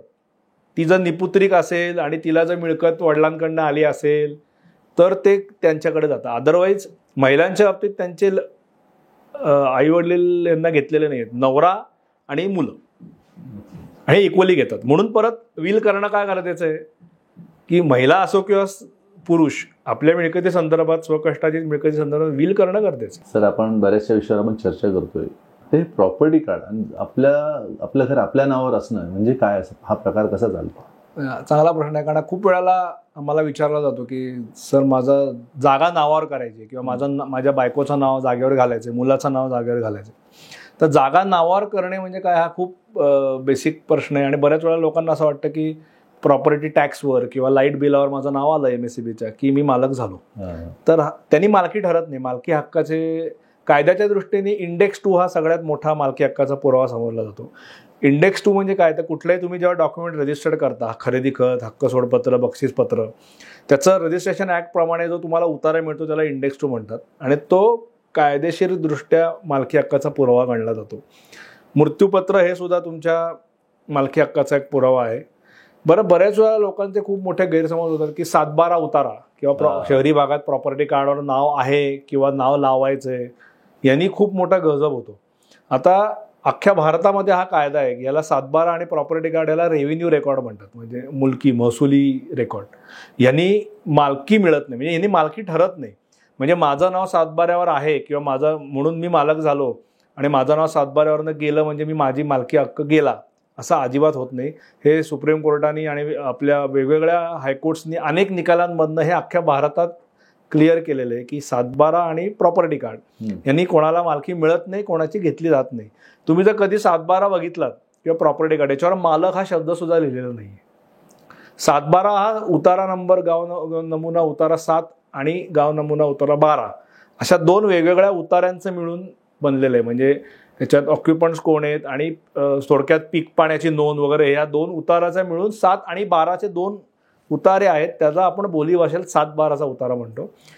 जिथे शहरी भागामध्ये ह्याला प्रॉपर्टी कार्ड म्हणतात. इथे कुठेही मालकी हक्क दिलेलं नाही किंवा जे 7/12 उतारा किंवा प्रॉपर्टी कार्ड जे अधिकारी देतात त्यांना सुद्धा मालकी हक्क ठरवण्याचा अधिकार नाही. पण हाऊसिंग सोसायटीमध्ये प्रॉपर्टी कार्ड लागतच ना. पण नाही, प्रॉपर्टी कार्डाने तेच सांगतो तुम्हाला, तुमच्याकडे तुम्ही जेव्हा डॉक्युमेंट रजिस्टर करता तेव्हा जो इंडेक्स 2 तुमच्या नावाने मिळतो तो तुमचा मालकी हक्काचा पुरावा आहे. त्यालाच प्रॉपर्टी कार्ड म्हणू शकतो आपण. नाही, इंडेक्स 2 प्रॉपर्टी कार्ड हे वेगळं आहे, म्हणजे रेव्हेन्यू रेकॉर्ड आहे. सरकारकडे ही नोंद नसते.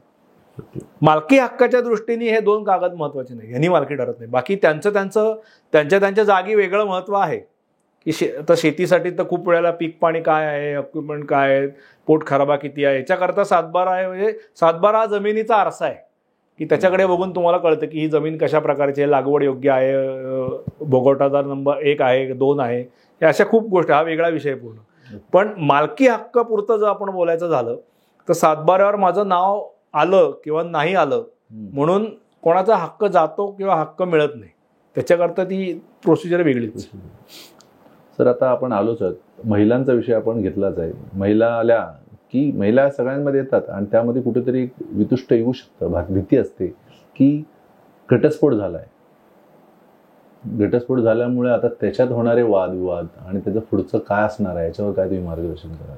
आता घटस्फोट मी म्हणेन आता सध्याचं आपल्या समाजाच्या वयोच्छेदक लक्षण झालेलं आहे. म्हणजे पूर्वी जो कुठेतरी लांब ऐकू यायचा कोणाच्या तरी घरात डिवोर्स झालाय, हा आता बघता बघता आपल्या तुमच्या आमच्या घरापर्यंत येऊन पोहोचलेला आहे. आता हे चांगलं का वाईट, म्हणजे आम्ही बऱ्याच वेळेला म्हणतो की बॅड मॅरेज ऑर डिवोर्स, हा ज्याचा त्यांनी निर्णय घ्यायचा आहे की whether to continue in a bad marriage or to take a divorce and be free.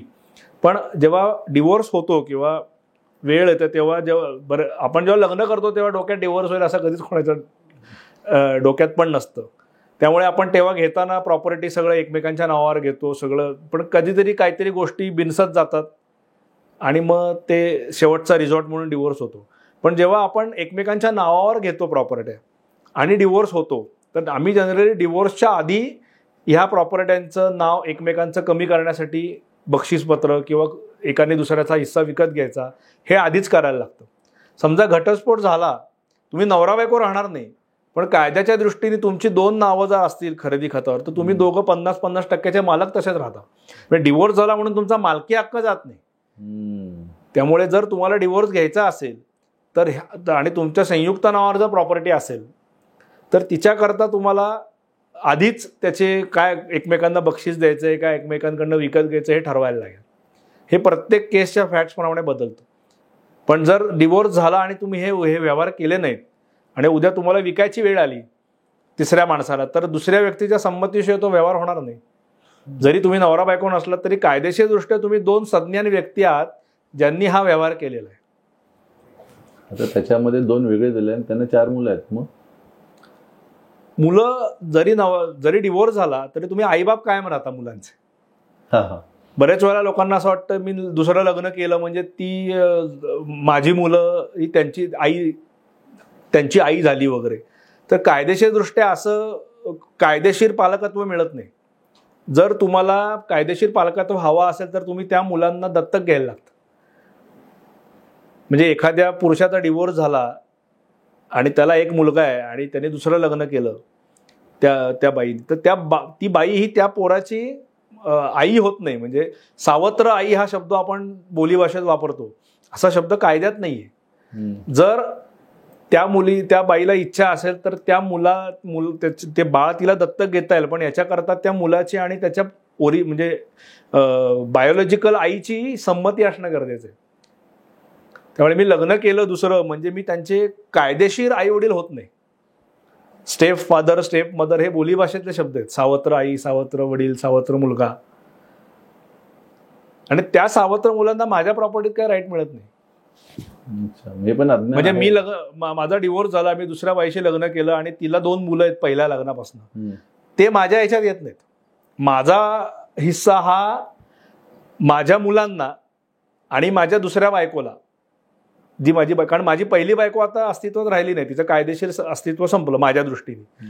त्यामुळे मी जर मृत्यूपत्र न करता मयत झालो तर माझे जे मुलं आहेत पहिल्या बायकोपासून झालेली, ती माझी आई असेल तर आई, आणि माझी दुसरी जी कायदेशीर बायको आहे तिलाच मिळेल. तिची जी मुलं आहेत दुसऱ्या बायकोची तिला पहिल्या लग्नापासून झाली, त्यांना इथे हक्क नाही मिळत.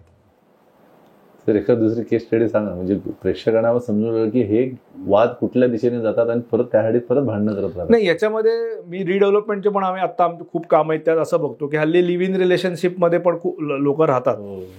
तर त्याच्यात असं मध्ये केस आली की जे कपल राहत होतं आणि प्रॉपर्टी रिडेव्हलपमेंटला जायची वेळ आली, पण नंतर त्या मुलीने प्रश्न विचारला की अहो नवीन फ्लॅटचं समजा आमचं बिनसलं तर नवीन फ्लॅट कोणाला मिळणार.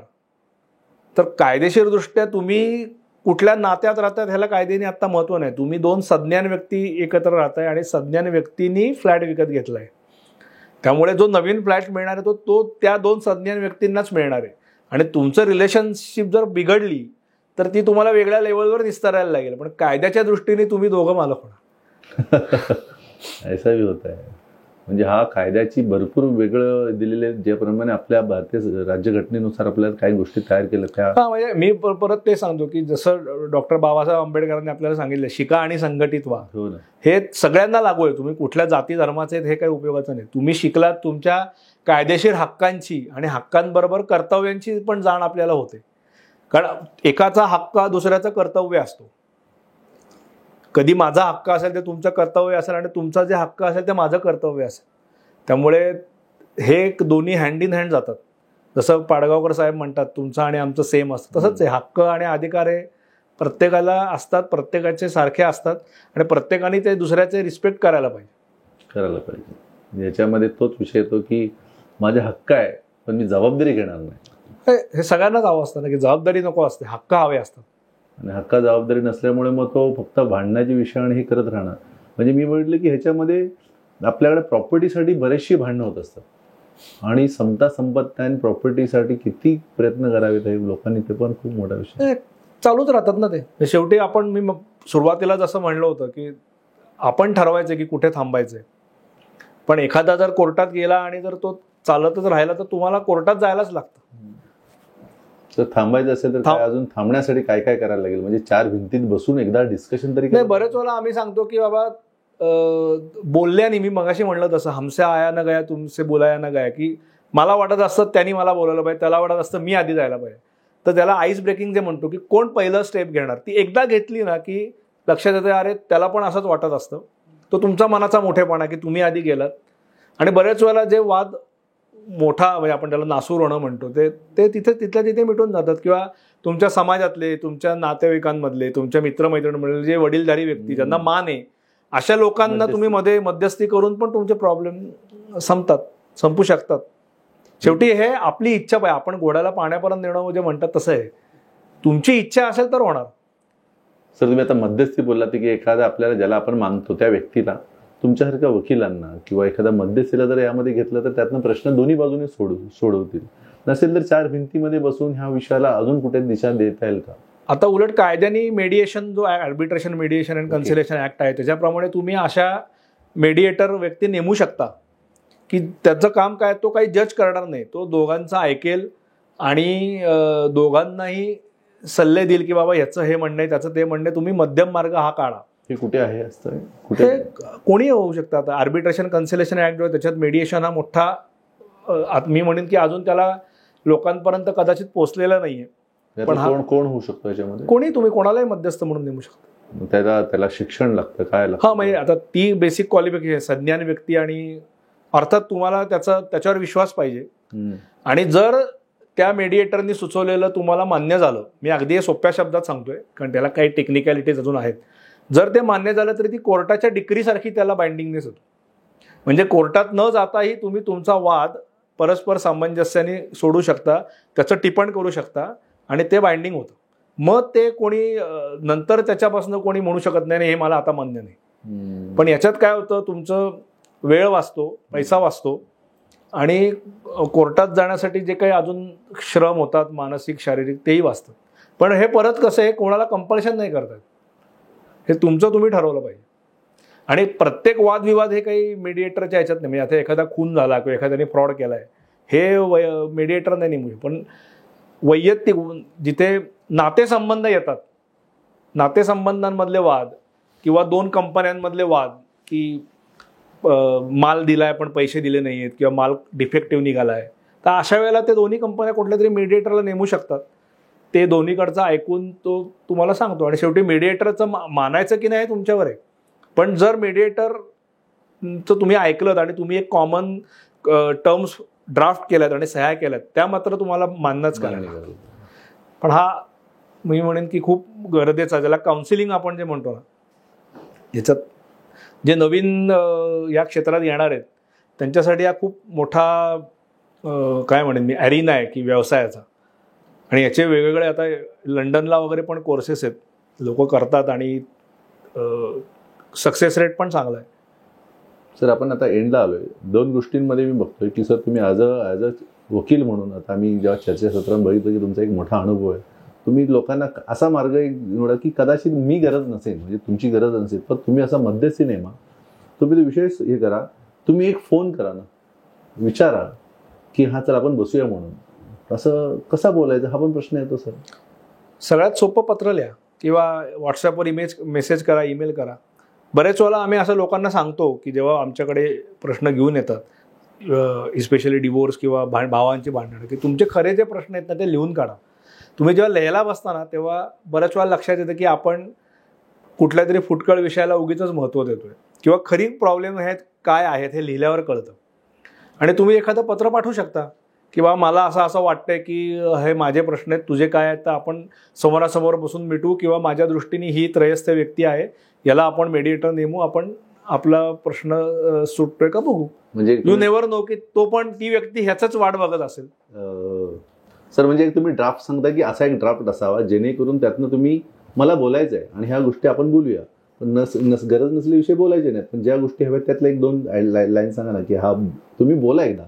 हा, की बाबा हा आपल्या वादाचा मुद्दा आहे, हे ह्या बाबतीत तुझं असं म्हणणं आहे आणि माझं असं म्हणणं आहे. जर आपण समोरासमोर बसलो तर मी एक पाऊल मागे यायला तयार आहे, तुझी अपेक्षा आहे का, तर आपण समोरासमोर बसू आणि हे ठरवू. पण जर बोललोच नाही, कसे तुम्ही विचारलंच नाहीत ना, तर 100% नकार आहे, पण विचारलं तर 50% होकाराची अपेक्षा आहे. आता वडिलांच्या प्रॉब्लेममध्ये 2 भाऊ आहेत आणि त्यानंतर सगळं झालं. आता दोन्ही भावांनी बसायचं की सगळ्यांनीच बसायचं? किती लोकांनी बसलं पाहिजे? किती लोक, ज्यांचा कसं असतं घरामध्ये बरेच वेळेला सगळे एकत्र बसून पण निर्णय घेतात, किंवा जिथे पुरुष सत्ताक असते की वडील म्हणतील तीच पूर्व दिशा. पण अशा वेळेला मी सजेस्ट करेन की तुम्ही सगळ्यांची मतं घ्या. याला काय समजते, याला काय कळतंय असं नका डोक्यात ठेवू. तुम्ही विचारलं पाहिजे लोकांना तुमचं काय मत आहे. मत विचारणं गरजेचं आहे. मत विचारलं म्हणजे तसं ऐकलंच पाहिजे असं नाही, पण मत विचारून कदाचित तुम्हाला out of the box thinking म्हणतो ना, की आपण हा विचारच कधी करत नाही एखादी गोष्ट, तर तुम्हाला मार्ग मिळू शकतो. 2 भाग मी सांगतो सर. एक भाऊ आहे, 2 बहिणी आहेत. त्या तिघांनी बसलं पाहिजे पहिल्या फेजला, की ह्यांच्या सगळ्यांच्या पूर्ण खालची डाऊन लाईनने बसलं पण पाहिजे? पहिलं तिघांनी बसून पहिला फेज. याला असं काही कायदा नाहीये. जे मेन बेनिफिशियरीज आहेत, जे हिस्सेदार आहेत, त्यांनी तर बसायलाच पाहिजे. त्यांनी बसायच्या आधी आपापल्या घरात पण बोलणं गरजेचं आहे. कारण बऱ्याच वेळेला आम्ही असं बघतो की फॅमिलीतले वाद हे जेव्हा दुसरे स्पाउसेस ऍड होतात, म्हणजे बायको किंवा नवरा, त्यांची मतं खूप यात मॅटर करतात. बहीण भाऊ जेव्हा ते वेगळे, लग्न होईस तोपर्यंतचं नातं वेगळं असतं. लग्न झाल्यावर जेव्हा जावई येतो आणि सून येते, तेव्हा त्यांचे जे काही विचारसरणी असेल, पूर्वग्रह असेल, दॅट मॅटर्स. त्यामुळे त्यांची पण मतं खूप गरजेची आहेत. मग समजा आपण सगळ्यांना घेतलं, मी आता हा कसा आहे दोरी जो संशोधनाचा आहे की अभ्यासाचा विषय, तर सोल्युशन होऊ शकतं फक्त गेल्यानंतर एक ठरलं 2 तास बसायचं आणि ह्याचे विषय संपवायचे आहेत. नाहीतर मग काय होतं की अजून ते विषय पेंडिंगला जातील आणि किती वर्ष तसेच पेंडिंगला राहतील. याच्यात सुद्धा पहिल्याच मिटिंगला सगळं होईल असं नाही, ही अपेक्षा चुकीचीच आहे. दुसरी तिसरी अनेक 100% कोर्टापेक्षा अत्यंत कमी वेळात हे सुटेल. तरी किती 2-4 महिने लागतात. 2-4 महिन्यांच्या कारण ते डायजेस्ट पण व्हायला पाहिजे ना, की बाबा आपण ज्या माणसाचा आपण चेहराही बघत नाही होत, तो समोर आलाय आणि तो काहीतरी सांगतोय, ते थोडं थोडं थोडं जसा वेळ जातो तसं तुमचं ते निचरा जसा होतो रागाचा, तसं मग तुम्ही तटस्थपणे बघायला लागता.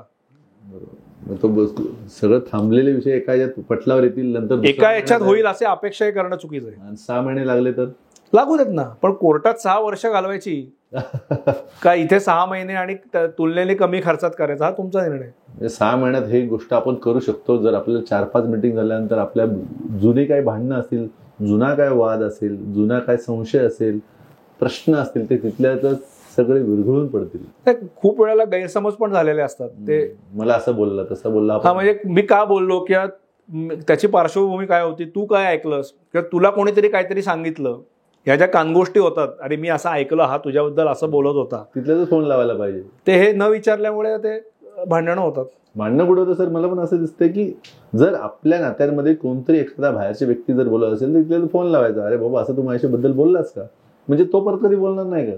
बरोबर, ह्यातनं सगळे विषय इथून थांबतात. थोडं असं, कारण ते म्हणतात ना 3 बोटांचं अंतर आहे डोळे आणि कानामध्ये. तुम्ही जे बघितलंय ते आणि तुम्ही जे ऐकलंय ते दुसरीकडनं, ह्याच्यात बघताय ते तुम्ही विश्वास बसला. फोन लावा, भेटा आणि विषय संपवून टाका. कोर्टाच्या पायऱ्या सर तुम्ही आहातच, कोर्ट राहणार, कोर्ट ओल्डेस्ट प्रोफेशन आहे. न्याय व्यवस्था ही चालूच राहणार आहे जगाच्या अंतापर्यंत. पण जे मी म्हणतो तसं कोर्ट काय तुमच्या दारात येत नाही. तुमचे वाद जर मिटले नाहीत तर तुम्हाला कोर्टात जायला लागतं. त्यामुळे तुम्हाला हा स्कोप आहे की तुम्ही तुमच्यात जे ऑफकोर्स जे मी म्हणतोय ते फॅमिली डिस्प्यूट किंवा सिव्हिल नेचरच्या डिस्प्यूटबद्दल बोलतोय. त्यामुळे हे जे मिटले तर तुमचं, आणि आता कायद्याने सुद्धा किंवा सुप्रीम कोर्टापासून आपल्या इथे खालच्या ट्रायल कोर्टापर्यंत मेडिएशन सेंटर्स आहेत की त्रयस्थ जज नेमला जातो, तो तुमचा ऐकतो आणि तुम्हाला सजेस्ट करतो. काही काही उदाहरणं आहेत जे वाद तिथे संपलेले आहेत. तुम्ही सर मी बघतोय की तुम्ही ऍज अ फक्त पैसा सर तुम्ही कमवू शकता, याच्यानं पैसे भरपूर येऊ शकतात. पण तुम्ही पैसा, मी अशी काही वकिली करत नाही की आला क्लायंट की त्याला कोर्टात घाल.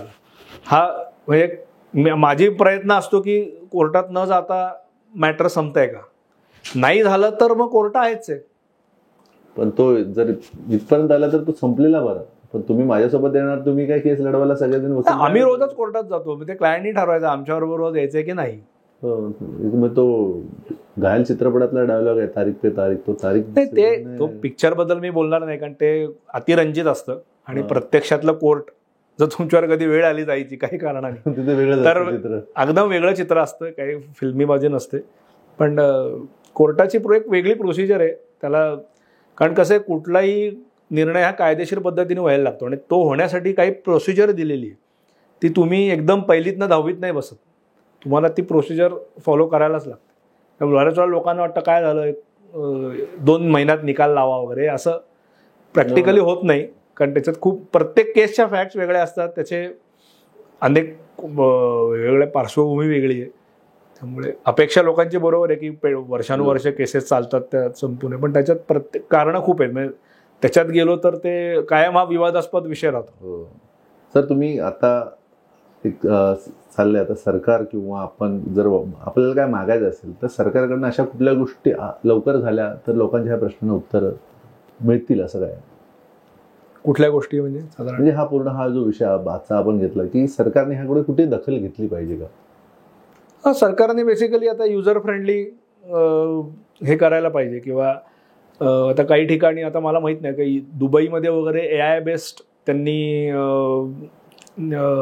पेटी ऑफेन्सेस जे आहेत, किंवा आता घरमालक भाडेकरूचं मी भाड्याने जागा दिली लायसन्स आणि जागा सोडत नाही आहे, तर त्याच्यात त्यांच्याकडे दुबईला वगैरे मी बघितलं की ते तुम्ही ॲग्रीमेंट दाखवायचं, त्याच्यात काय टर्म्स होत्या याप्रमाणे तू जागा सोडली नाही लगेच वर्डिक्ट येतं. अच्छा. अर्थात मी काही तुलना करणार नाही, कारण आपली भारताची काय पार्श्वभूमी किंवा आपली इथली समाजरचना आणि तिथली डिक्टेटरशिप आणि तिथली हे वेगळी आहे. पण अशा गोष्टी लवकरात लवकर लोकांना न्याय मिळावा ह्याच्याकरता युजर फ्रेंडली किंवा कायदे लवकर कसे हे होतील, लोकांना त्याचं आपल्याशी कसे वाटतील ह्याचं, कारण हे काय न्यायसंस्था ही खूप मोठा विषय आहे. याच्यामध्ये वकील, पक्षकार, न्यायाधीश, तिथे असणारा स्टाफ, हे सगळे लोक गुंतलेले असतात. ह्या प्रत्येकाचा काही ना काहीतरी रोल असतो, प्रत्येकाचे प्रॉब्लेम्स वेगळे आहेत, प्रत्येकाच्या जबाबदाऱ्या आणि कर्तव्य वेगळे आहेत. असं एखाद्याला टार्गेट करून की ह्याच्यामुळे उशीर होतोय किंवा त्याच्यामुळे नाही. म्हणजे आज आपण पूर्ण ऐकतोय तर कर्तव्य आणि जबाबदारी, सर आपले कर्तव्य आहे, जबाबदारी निभवायला हा मोठा विषय आपण 1 तासाचा घेतोय की हा कर्तव्य सगळ्यांना माहिती आहे हे माझा अधिकार आहे, पण आपण तो जबाबदारी घ्यायलाच तयार होत नाही. त्यामुळे आपण जे म्हणतो की सिव्हिक सेन्स, आपण जे म्हणतो की आपल्यामुळे दुसऱ्याला त्रास होऊ नये, हे सोसायटीमध्ये काय कोर्टाने आता अनेक वेळेला सांगितलंय की तुमचे वर्तन असं असलं पाहिजे की त्याने दुसऱ्याला त्रास नाही व्हायला पाहिजे. ही तर आपण एक नागरिक म्हणून जबाबदारी निभावली, कुठेही आपण राहा, आपण सोसायटीत राहतोय का, अपार्टमेंटमध्ये राहतोय का, बंगल्यात राहतोय, तर त्यांनी बरेचसे प्रश्न तिथल्या तिथे मिटतील. सर तुम्ही आज बऱ्यापैकी आपण आजचा पूर्ण पॉडकास्ट, आजचा हा विषय खूप प्रत्येक महिलेला, प्रत्येक पुरुषाला, प्रत्येकाला हा ऍप्लिकेबल आहे. बरेच लोक ऐकतीलच आपला पॉडकास्ट की ज्याच्यामध्ये त्यांची उत्तरे जी सापडत नव्हती आजच्या पॉडकास्टमधनं कदाचित त्यांना मिळू शकतील. जर मिळत नसतील तर त्यांनी कमेंट बॉक्समध्ये अवश्य सांगावं. आजचा हा जो पॉडकास्ट केला तो रोहित एरंडे सर, जे ॲडव्होकेट आहेत, इतका 25 वर्षाचा अनुभव आहे त्यांचा, आणि आपण प्रश्न बरेचसे असे विचारले जेवढे मला प्रश्न विचारता येतील, जे मी माझ्या रोजच्या जीवनामध्ये मी बघत असतो की हां ठीक आहे हे पण प्रश्न आहेत का. आणि एक चांगला वकील कुठे भेटेल, तर मला पुण्यातले भेटले ते रोहित सर. आणि रोहित सरांना मी जेवढे प्रश्न विचारताना त्यांनी ज्या पद्धतीने उत्तरं दिली ती एक समोरच्याला पोचेपर्यंत असतील. तुमचे काही प्रश्न अजून असतील की तुम्हाला अजून ह्यामध्ये मार्गदर्शन हवे तर तुम्ही त्या इनबॉक्समध्ये सांगा, ज्याच्यामुळे काय होईल की आपण हा जो आजचा एपिसोड जो घेतला तर अधिकारांनी कर्तव्य, त्याच्यामधले तुमचं घर हे तुमचं घर आहे, त्यात भावना आहेत, आत्मा आहेत, आणि ही कुणाची जबाबदारी तर आपली आहे. आपली जबाबदारी आपण पूर्ण नाही करणार तर कोण करणार. तर पुढाकार घ्या आणि सॉरी म्हणायला पण काही प्रॉब्लेम नाही. फक्त सॉरी जरी म्हटलं तर बरेचसे प्रश्न तिथेच संपू शकतात. आणि ह्या एपिसोडला एक मी विचार केला की ह्या एपिसोडला एक चांगल्या पद्धतीने जावं, कारण सगळं आहे आपल्या हातात. पैशापेक्षा माणूस मोठा आहे का, तर माणसापेक्षा पैसाच मोठा व्हायला लागला का, तर आपल्याला पैसा हा त्याचा एक भाग असेल, पण माणूस खूप महत्त्वाचा आहे. तुमची नाती जपा, तुम्ही समाजामध्ये काय चाललंय ते बघा, आणि आपण कुठे ते पण चेक करा, आणि आपल्या जबाबदारी हक्क सोडू नका, पण जबाबदारी घ्यायला बघा. आणि ह्या एपिसोडला सगळ्यांना एक आवडेलच. मी सगळ्या सोसायट्यांना पण सांगेन, प्रत्येक महिलेला सांगेन, तुमचे अधिकार मागा, तर एका लेवलनंतर थांबा. कोर्टाचं काम करेल, तुम्ही तुमचं कर्तव्य करा आणि ह्याला पुढे नेऊया. तर मी ह्या सहकार कनेक्टचा एक सहकार मित्र तुमच्यासमोर आहे, आणि तुम्हाला सगळ्यांना आवाहन करतो की तुम्ही अशा काही प्रश्नांना तुम्ही खाली कमेंट बॉक्स अवश्य सांगा. आम्ही वेगळे विषय घेऊ ज्याची तुम्हाला त्याची उत्तरं अवश्य मिळतील, आणि नवीन ह्यातले तज्ज्ञ येतील, ज्या तज्ज्ञ त्यांच्याकडनं तुम्हाला त्याची उत्तरं आणि समाधान मिळतील. तुम्हाला आजचा एपिसोड आवडलाच असेल की आजच्या या हिशोबाने रोहित सर आलेत. रोहित सर जाता आजचा एपिसोड कसा वाटला, आणि मी घेताना जेवढं मला घेता आलं तर मी घेतलं. सर कसं आहे, हा कायदा हा विषय जिव्हाळ्याचा आहे खूप, आणि कायद्याचं तत्व असं आहे की कायद्याचा अज्ञान हा बचाव होत नाही. त्यामुळे मी मगाशी म्हणलं तसं की आंबेडकर साहेब म्हणले तसं की शिका, संघटित व्हा, तुमचे हक्क आणि कर्तव्य याची माहिती असणं गरजेचं आहे. आणि त्याच्याप्रमाणे कायदा आपल्याला सगळ्यांनी कायद्याने दिलेले अधिकार काय आहेत आणि त्याचबरोबर आपली कर्तव्ये काय आहेत याची माहिती सगळ्यांनी करून घेणं हे गरजेचंच आहे. आणि त्याचबरोबर शेवटी मी हेच सांगेन की रामदास स्वामी म्हणतात तसं, तुटे वाद संवाद तो हितकारी, की असा संवाद करा की ज्याने तुमचे वादच संपतील. कारण कोर्ट आहे म्हणजे जायलाच पाहिजे असं काही कंपल्शन तुमच्यावर नाही आहे. जे जिथे जिथे वाद तुमचे सामोपचारांनी मिटू शकतात ते तुम्ही जरूर मिटवा. नाही मिटले जर खलप्रवृत्तीसारखी लोक असतील, काही असतात असं, तिथे कोर्ट, पोलीस, मशिनरी हे तुम्हाला मदत करायला आहेच. पण जिथे इगोनी झालेली भांडणे ती तुम्हीच सोडवू शकता, आणि ती सोडवल्यावर तुम्हाला नंतर लक्षात येईल की अरे आपण उगीच किती भांडत बसलो होतो आणि आपले किती एनर्जी त्यात वाया गेली. त्यामुळे मला इथे बोलवल्याबद्दल धन्यवाद. काय प्रत्येक केस ही मी इथे जाता जाता सांगू इच्छितो की प्रत्येक केस ही वेगळी असते. त्यामुळे अशा याच्यामध्ये थोडक्यात आपण जे बुलेट पॉईंट्स आहेत तेवढंच कुठलाही वकील इथे सांगू शकतो. शेवटी तुमचे कुठलेही प्रश्न असले तरी तुम्ही तज्ज्ञ व्यक्तींचा, तज्ज्ञ वकिलांचा सल्ला जरूर घ्या. केवळ सगळं नीम हकीम खतराय जानसारखं अर्ध्या इंटरनेटवरच्या माहितीने तुमचंच नुकसान होऊ शकतं. त्यामुळे तुम्ही जिथे गरज पडली तिथे नक्की तज्ज्ञ वकिलांचा सल्ला घ्या आणि तुमचे प्रश्न सोडवायला मदत घ्या. प्रत्येक गोष्टी कस्टमाइज आहे. येस. त्यामुळे कस्टमाइज प्रमाणे कस्टमाइज उत्तर असली तरच त्याचं उत्तर सापडेल. तर आपण आजच्या एपिसोडमध्ये रोहित सर आले, त्यांनी बरेपैकी मार्गदर्शन केलं. तर आपण आजच्या एपिसोडला इथेच थांबतोय. जय हिंद, जय सरकार, जय हरी विठ्ठल. धन्यवाद.